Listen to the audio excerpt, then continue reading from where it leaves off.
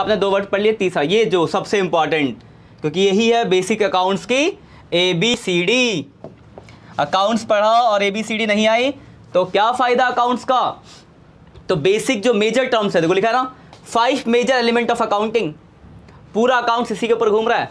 तो सबसे पहले आपको इन्हीं की आइडेंटिफिकेशन आनी चाहिए कि क्या होता है क्या होता है क्या होता है। जो नाम है, सबसे पहला होता है एसेट्स, एसेट, दूसरी होती है लायबिलिटीज, तीसरा होता है कैपिटल, चौथा होता है एक्सपेंसेस, पांचवा होता है रेवेन्यू।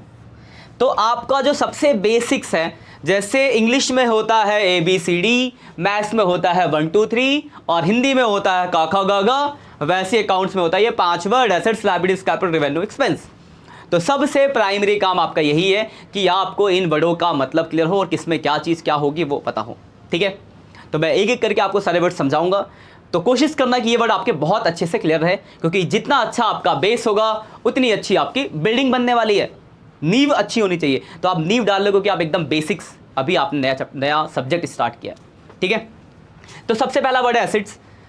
तो एसेट्स का मतलब है कि बिजनेस की जो भी प्रॉपर्टी है, जैसे ये अगर ये मेरा कोचिंग है तो ये स्मार्ट बोर्ड मेरी प्रॉपर्टी है भाई साहब, मेरे लिए एसेट्स है। ये AC मेरी प्रॉपर्टी है, मेरे लिए एसेट्स है। समझ गए एसेट्स। अभी आगे हम डिटेल में जानेंगे, शॉर्ट में जानते हैं। लायबिलिटीज, जो भी हमने बिजनेस के लिए उधार लिया जो हमें इन फ्यूचर वापस करना पड़ेगा वो लायबिलिटीज है। कैपिटल, तो वो पैसा जो मालिक बिजनेस में लगाता है, that is called capital. Business के जो भी खर्चे हुए वो एक्सपेंसेस, बिजनेस ने जो भी कमाया वो रेवेन्यू। जैसे रेंट पेड किया तो एक्सपेंस, कमीशन मिला तो रेवेन्यू। ठीक है, क्लियर बात। अब एक एक करके डिटेल में इन सारे वर्डों के बारे में जानते हैं।